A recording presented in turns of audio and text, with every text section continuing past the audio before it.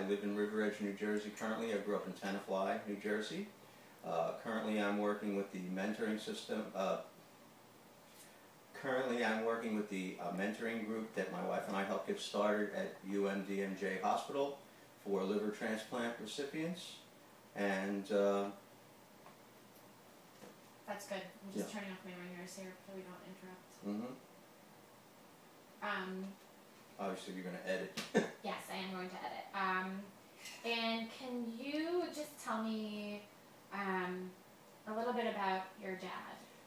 Yeah, my dad, who passed away 3.5 years ago, was just a great guy, incredibly popular fellow, great sense of humor.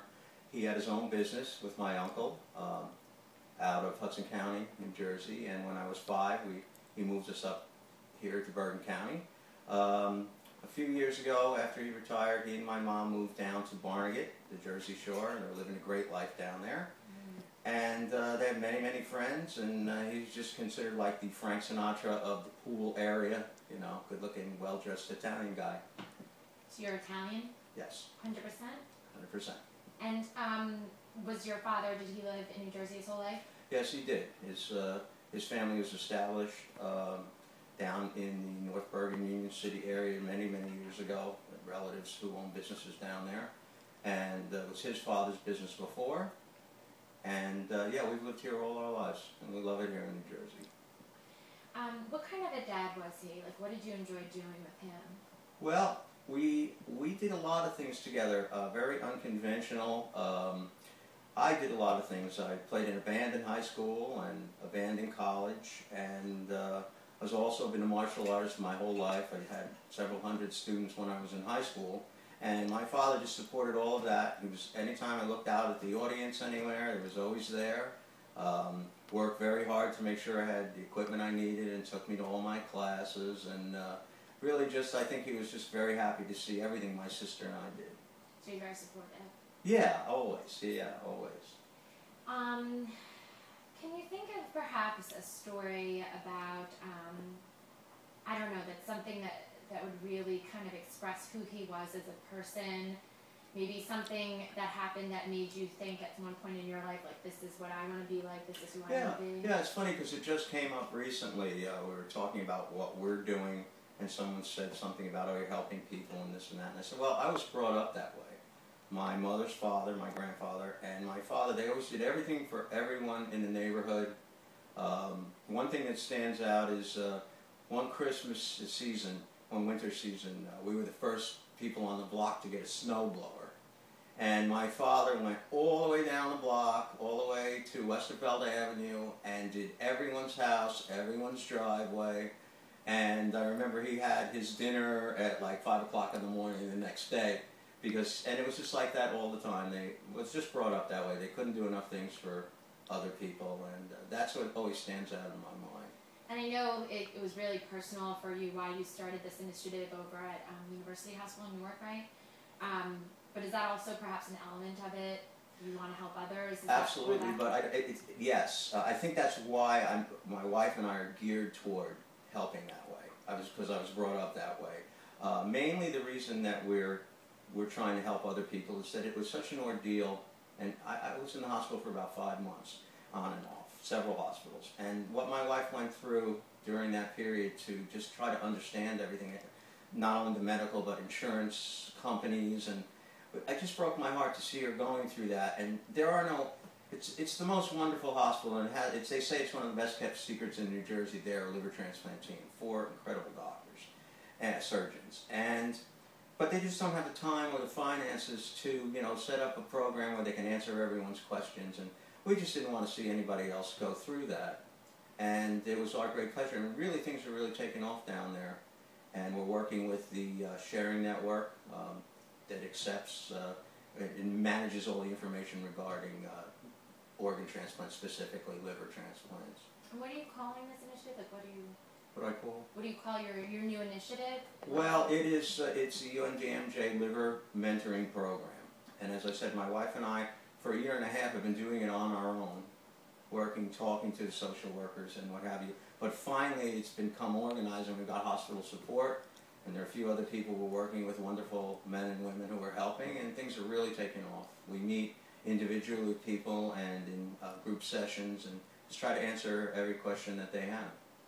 And when was the first time that you caught yourself maybe doing something that your dad used to do that maybe used to annoy you, or, you know? Oh, constantly.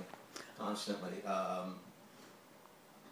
We'll tell you this. Let me just formulate my thoughts. Sure, This is what Michael had asked, the quote. He was saying, when is the first time that you thought, well, I'm turning into my father? And, I mean, certainly before he passed away, there were many things. And even looking in the mirror, I could see myself starting to look more and more like him. But I said that after he passed away, the first big holiday event we had, still down at my mother's with the big table and tons of food, I sat in his chair, and I was a little uncomfortable about it. And I remember thinking, you know, we're moving along now, you know, I'm moving on. So that stood out, and that's what I wrote to Michael, why I guess I attracted his attention. So you're filling his shoes, basically. Well, I can't really, but I'm in his seat anyway. Does your mom still live in Barnegat? Yeah, she still lives there. My mother's been a nurse was a nurse for over 50 years, and she took very good care of him near the end, and myself when I was sick. And it's just in our blood, you know. I was brought up with a little better knowledge of, you know, general medical things than most of the kids, and just always interested. And she worked very hard. She was a very good nurse, from what I understand. And your dad's family business, what is it? I'm sorry, could you explain that one more time to me, what he did? Yeah, they owned a service station and parking lot down in Union City. At one point, the family owned more than one, and well, that's what the family does. My father's side of the family, I'm very close with a couple of my aunts and uncles. Not too many of those people live in this area. They live in Texas and Maine and what have you. But that's wonderful. Is there anything else you'd like to add? Well, I thought that quote was very good. Since it is the Father's Day and people are thinking in terms of buying gifts and getting gifts, we feel that the best gift that you can give or receive is the donation of an organ. And you'd be passing on a gift that you can't imagine what it does for people. You can't imagine what it did for us, and I just wouldn't feel right surviving this situation if we didn't just try to get other people to. And it's very easy to donate. Just get in touch with the Motor Vehicle Bureau or your doctor or the Sharing Network, and they'll tell you how. I think I'm an organ donor. That's wonderful. Because when you get your new license, you can... Yeah. Well, it's funny, one of the fellows that we mentor with, his name is Jim Radigan. He is a retired teacher, and he works at the Sharing Network talking at high schools and what have you. And he said, in the old days, he used to have to try to talk people into it. And he said, now all these high school kids come running up going, look, Jim, what's on my license? You know, people are proud to do it now. Right. I don't think there's stigmas that used to exist, you know, religious or, you know, witchcraft, you know what I mean? Well, if you're not using it, why not? Well, that's what I said, you're not going to need it. You don't need it, and probably if you did come back, you wouldn't want it anyway.